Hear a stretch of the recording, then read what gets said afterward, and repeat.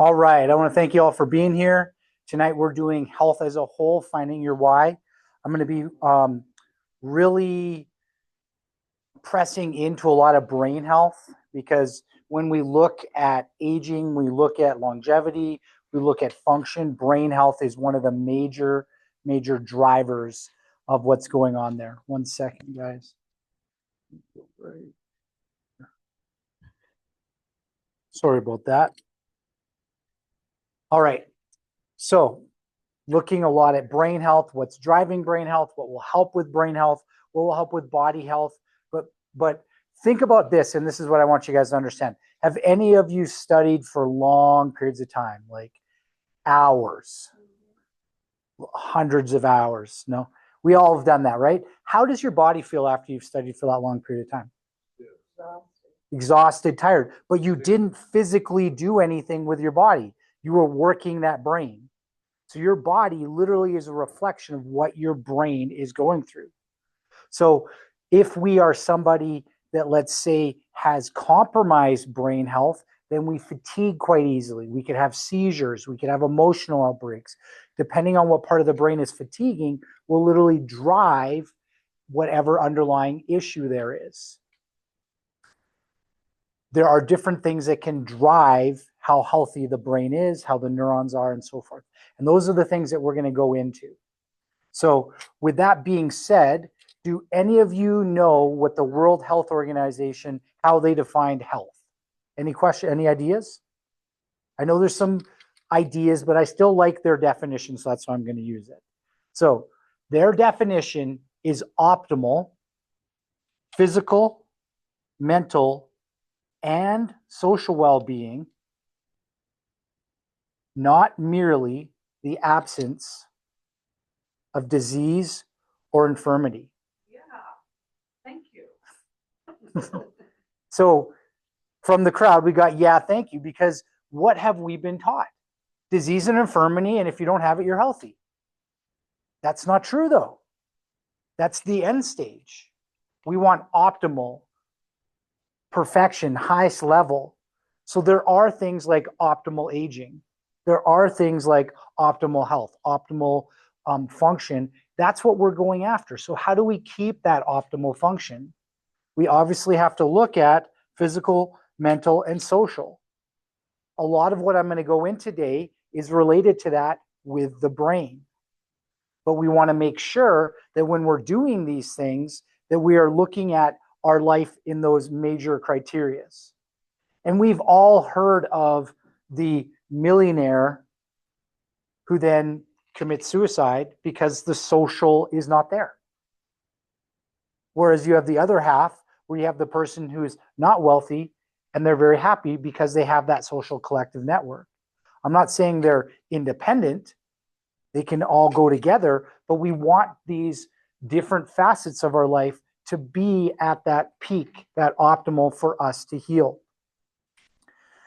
So when we look at this, we want to look at what the brain does. The brain is actually a sense-purposed organ. So I'll go, well, what does that mean? The brain literally will determine your physiology or output. So if you have a brain and you have a goal orientation, a sense of purpose, which would be your frontal cortex, and this is the key though, and a limbic connection, which is your emotional, then you will thrive at achieving whatever goal you have. But the key for success is the emotional component. If you do not have that emotionally linked component, as soon as something comes up, you're done. There's no reason. You can believe you want something. So an example is a lot of people want to be independently wealthy. I hear this from people in their younger age. I go, cool. Are you willing to work 20 hours a day? Well, no. Then you're not going to be independent wealthy for most people. But if your goal is big enough where I need to become independently wealthy to then make sure my parents are okay because they're both in wheelchairs, that's going to happen. Because now you have an emotional drive that will make that success happen. Now, I'm not sure if I want to do it gets out of the way, and now it's about mom and dad. Now it's about something bigger than yourself, something that will drive you to succeed. So with that being said, for you to drive and be productive and have those goals that you want to have, yes, we need frontal cortex, we need executive, we need that thought, but it has to be linked to an underlying driver that will never shatter, that will never waver, that will literally drive you to that success. Because when you have that, then what you're going after is a purpose. And that's when we talk about purpose, it's two that link, not just emotion, not just thought, but both combined, and then they feed off of each other.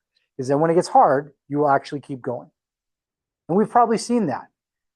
We've seen where some people, well, I'll go where this goes. So where that goes to is when you have that connection to that success, it actually, so prefrontal or frontal cortex, the thought and the emotion, guess what it does? When you have that purpose, it increases neuroplasticity.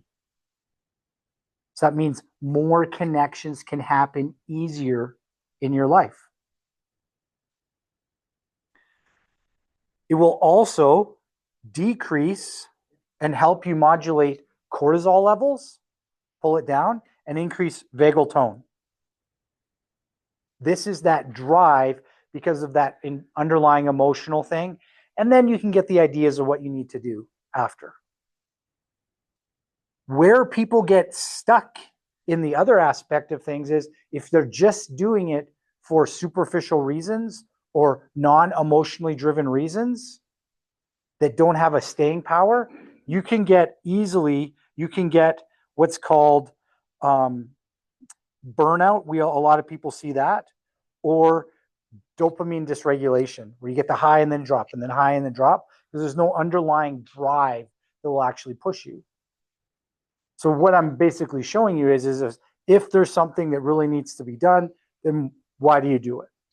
So I'll give you an example for me. In the beginning of the year, I plant seeds to start a garden.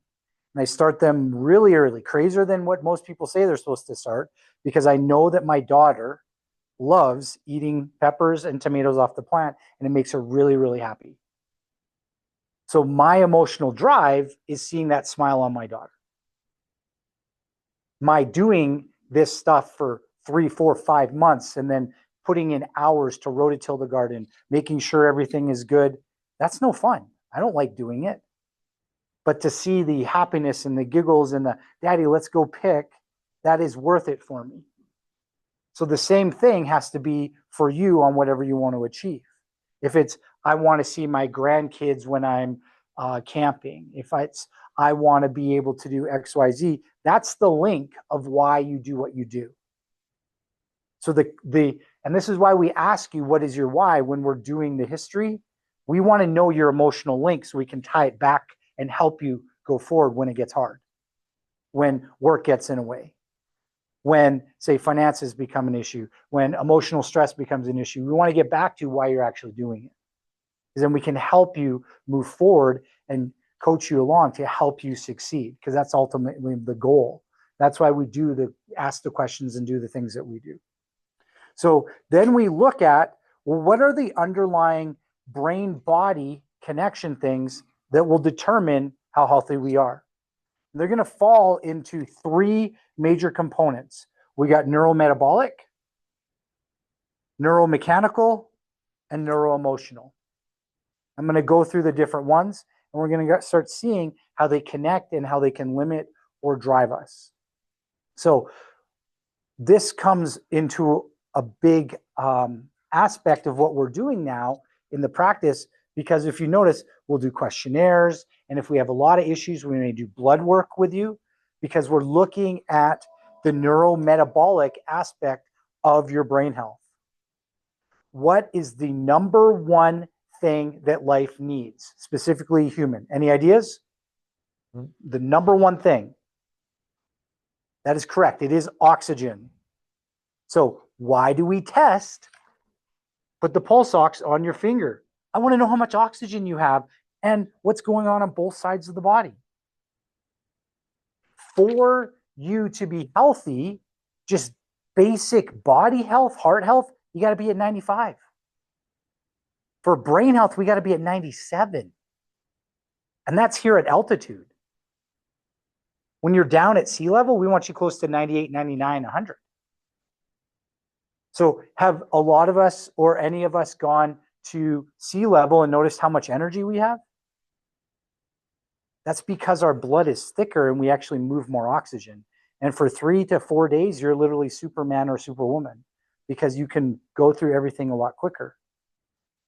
That's because your oxygen saturation goes up because there's more pressure down at lower sea level than there is up here. So it's not that the air is thinner, it's that there's more pressure. It's the exact same amount of oxygen and nitrogen and CO2. It's just the lower you are, closer to the sea level, the pressure of the actual air on top of itself will actually drive it into you easier.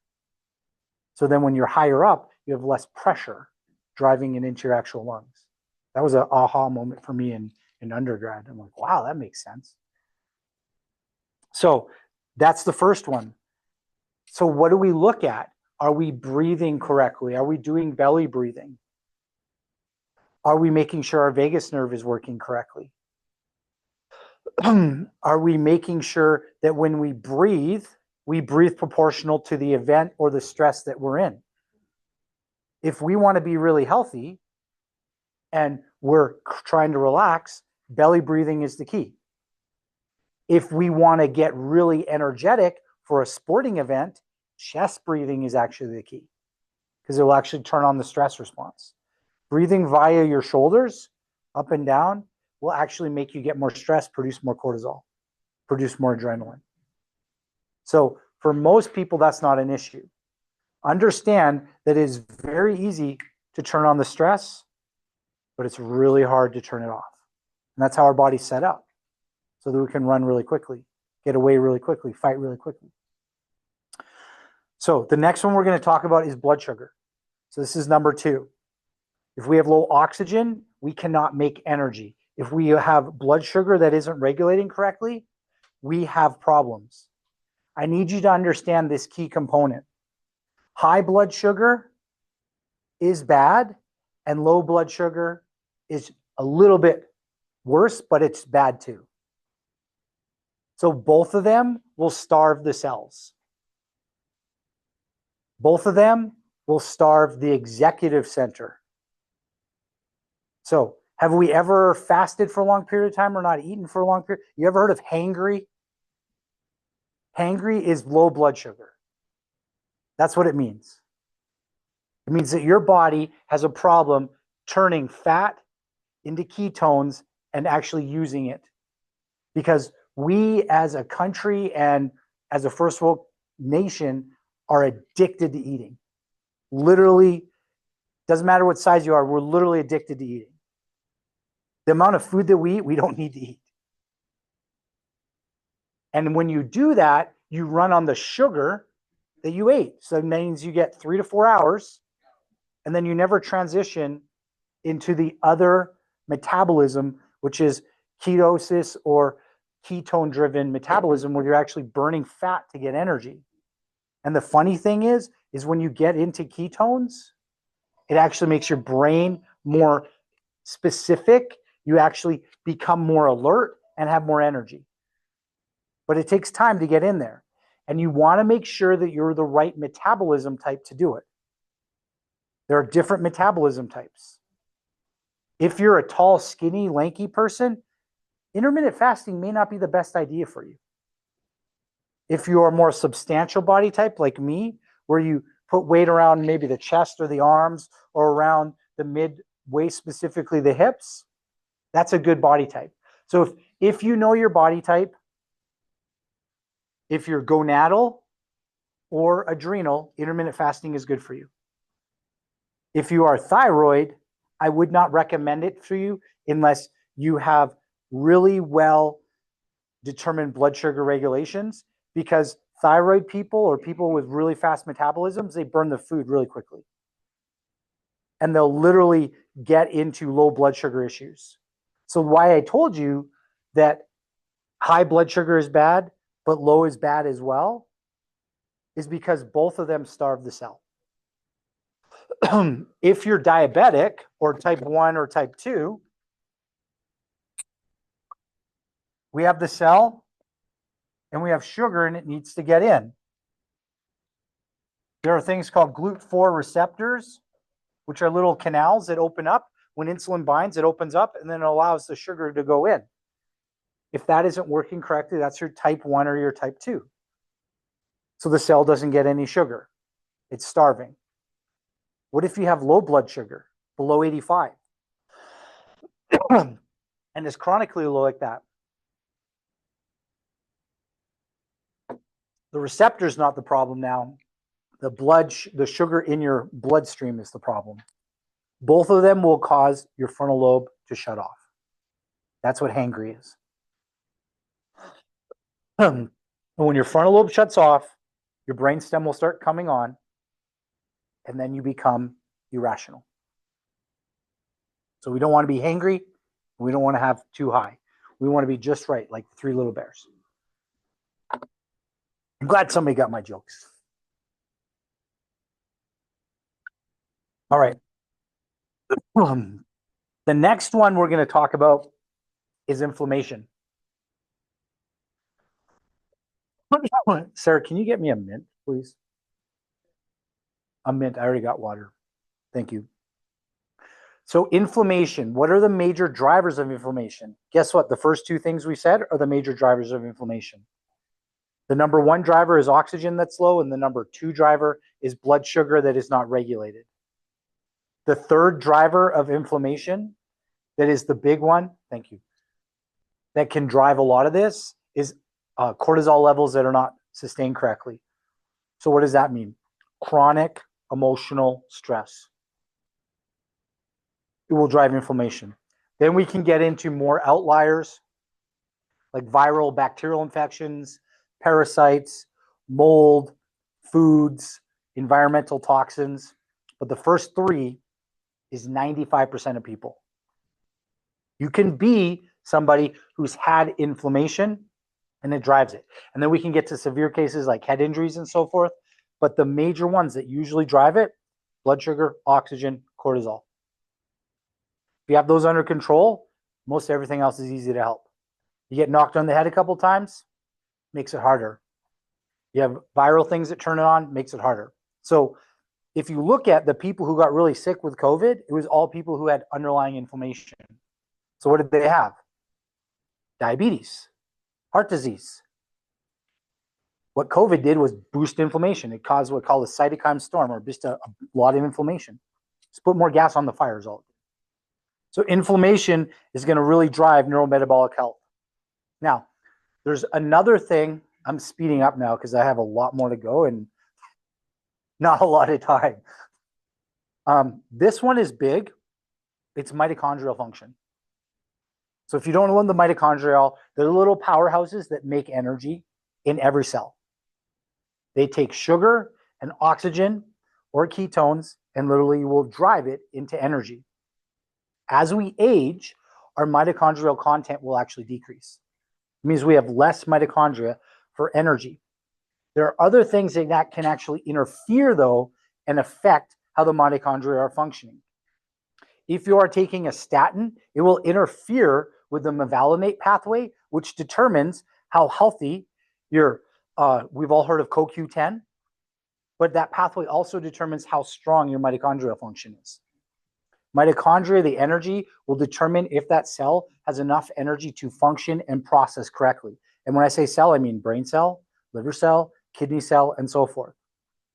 So for proper mitochondrial function, there's a simple thing to look at, and then there's more complex. The simple one, we have a product called CoQ10 Supermax, and it actually stimulates the mevalonate pathway. So even if you're taking a statin, it will allow you to make proper mitochondria, have proper CoQ10, and allow for proper, if I remember correctly, gut health. I can't remember the last one in my head.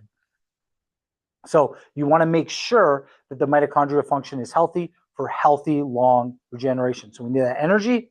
We don't need any of that neurotoxicity. Then we come down and we go into neuromechanical. This is going to determine how your brain is regulating. So what is a big one? Cerebellum. So what's cerebellum? Can we do this? Everybody put out your hand and then make your finger touch your nose. And then go back and then do the other one.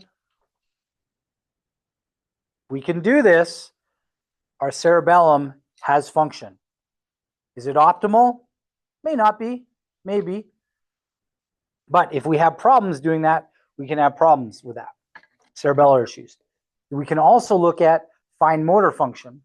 So can we do this? Fingers, small fingers.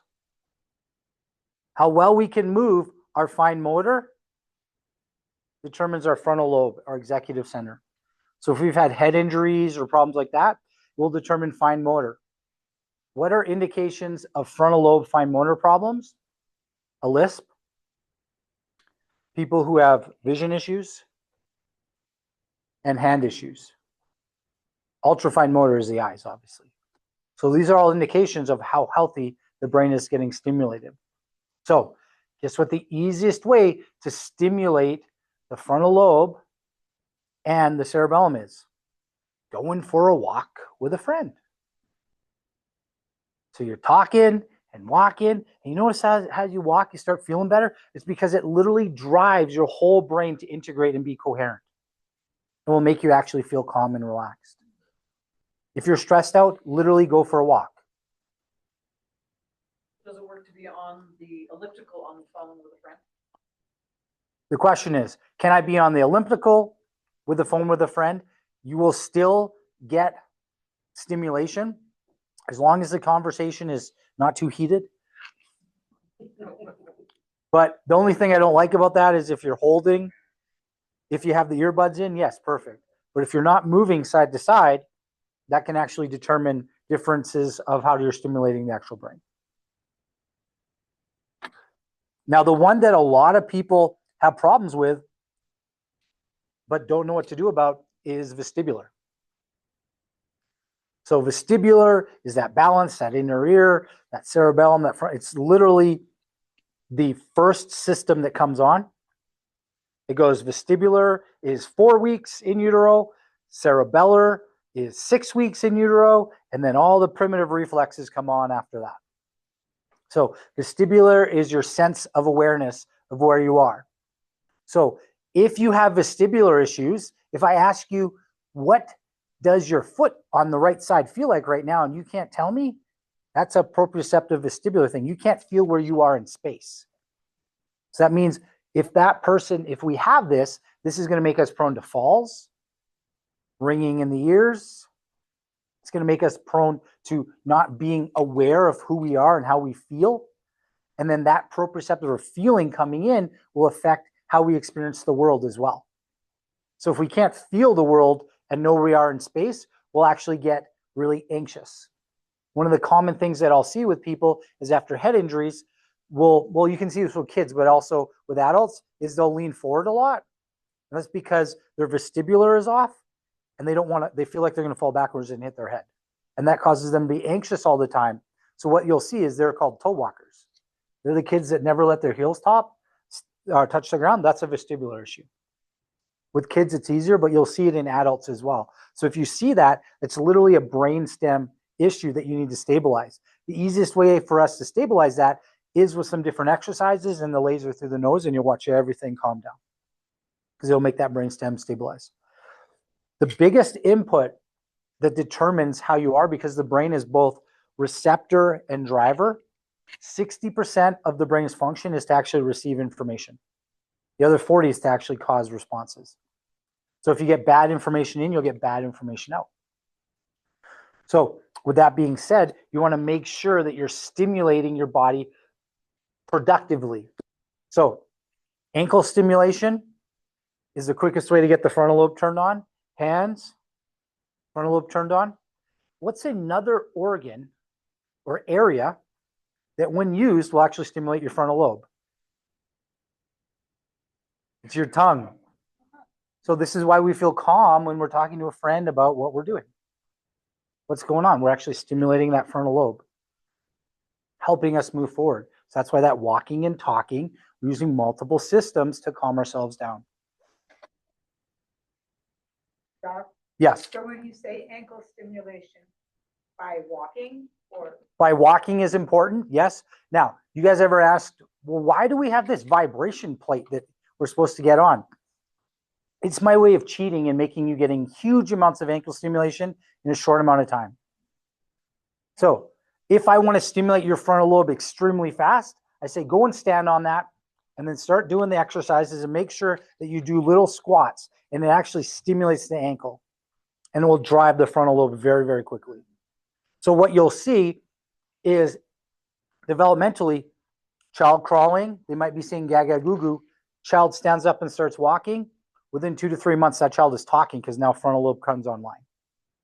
Because your ankle movement and that being in space, the whole frontal lobe turns online because you need the frontal lobe to actually inhibit a lot of the underlying mechanisms that won't allow you to stand up.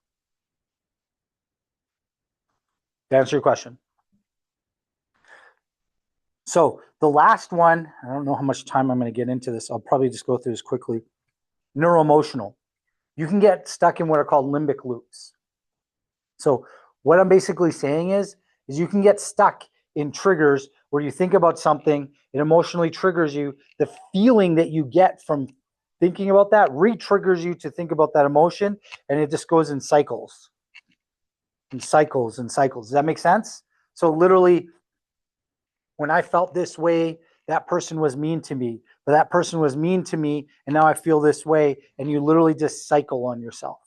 To break that, what we actually do, if that is a trigger that's driving you, frontal lobe will help, but we actually get you to figure out, if you know what it is, to think of that, and we adjust you while we're doing that, and we can actually help reboot or reset the frontal lobe so that you'll break that loop. If we get really aggressive, we'll actually laser you at the same time to get the inflammation down and help the brain reset. So we get the brain stem down so the fight, flight, freeze is off, as well as get the body up. And if you're really stuck, I will literally adjust you while doing the vagal nerve stimulation, while having somebody laser you, and we'll literally do the whole thing, and it will pull you right out of that stress response. And then we need to train that frontal lobe to get you back on into place. So what I'm showing you here is there are multiple factors that are going to determine your why. For brain health, do I need my blood sugars under control? That might be you. Do I need my oxygen under control? That might be you. Do I have mitochondrial function that I need to get going better and I need to stimulate that? That could be you. Maybe I'm somebody that needs more stimulation. Maybe I need more cerebellar stimulation, big movements. Maybe I need more frontal lobe. So fine movements, fine motor movements. That's what those fidget spinners calm down kids. Or maybe I'm somebody that keeps having these emotional loops, and I got to learn how to break that pattern to allow my brain to stay healthy so that I can live long and be healthy and prosper. So we really want to look at is what's happening in my life, a pattern of my lifestyle, my beliefs, or a narrative that I keep running. And the narrative one I need you to be aware of, because the narrative is sneaky. It's an underlying belief system that you probably got before you were even executively aware of what was going on. You probably would agree with me with this. So if for people online, we do have a therapist in the office, and when I was referencing her. So that sneaky, I'm not good enough, whatever the story is, can keep processing over and over and over again. But it's usually a decision you made early on in life. I'll give you an example of a narrative I had that I broke after I figured out it was a stupid narrative. So when I was in college, I dated a girl, and she always wore those pointy heels with the little tips in the front. It didn't go well. My heart was hurt. And then my narrative was, every girl who has those pointy shoes is mean. Well, that's not true. But that's how we make meaning out of these things, right?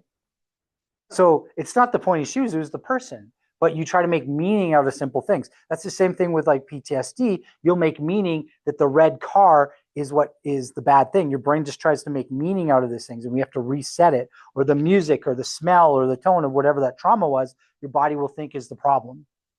So understand there's underlying narratives that can literally drive you into issues. Like I always have to do this. Nobody will ever be with me. It's not enough, or I'm not enough, whatever it is. Those narratives can actually drive you into these mechanisms and make things worse.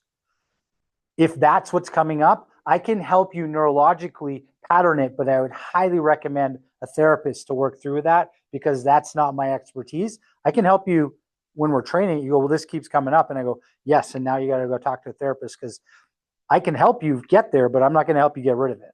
Make sense? So, I didn't get to that one. On a side note, there is a new system that has been discovered called the glymphatic system. Glymph, like lymph, but glymph. Glial cells in the brain. The lymphatic system in the body removes toxins and broken down tissues. The glymphatic system removes inflammation and damaged neurons in the brain. The glymphatic system gets stimulated through specific mechanisms. One of the mechanisms that stimulates it is short-chain fatty acids. We sell the product, it's called Enterovite, but how you get it naturally is by eating vegetables. That's one way. Another way to stimulate your glymphatic system is intermittent fasting. I would recommend this. Unless you're a thyroid body type, I do not recommend it to you. Another way to stimulate the glymphatic system is exercise and so forth. But the coolest one that I've had so far is using the laser on gamma will actually stimulate the glymphatic system at wherever we're actually stimulating. And what the glymphatic system does is when you fall asleep, it literally shrinks, your brain shrinks, and it drains all the inflammation out and pushes it into the lymphatic to get rid of that problem. When you are traumatized emotionally, physically, chemically, you can actually make the glial cells, which make the glymphatic system, become inflammatory, and then they won't drain. And that's why head injuries cause issues. And that's why chronic emotional stress causes issues, is your brain won't shrink, and then you have this chronic fog, inflammation, where you can't actually heal. So getting that system to work correctly is the key for brain health.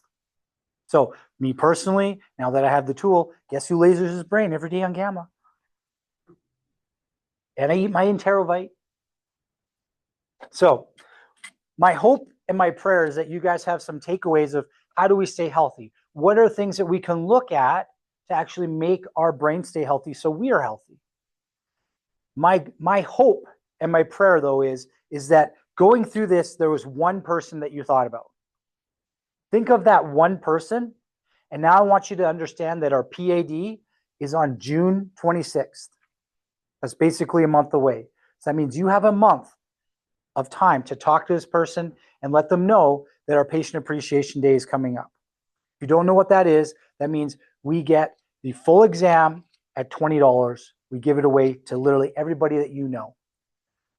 This is our way of giving back to our community so that you can help other people be sane, be rational, be easier to deal with. Basically, it makes your life easier if the other people around you are healthy and functioning correctly. So think of that one person, take one of these things, talk to them about it, and you can literally change that person's life. If you have any other questions about any of the other stuff I talked about, let me know. But we're done for tonight. Thank you and have a blessed night.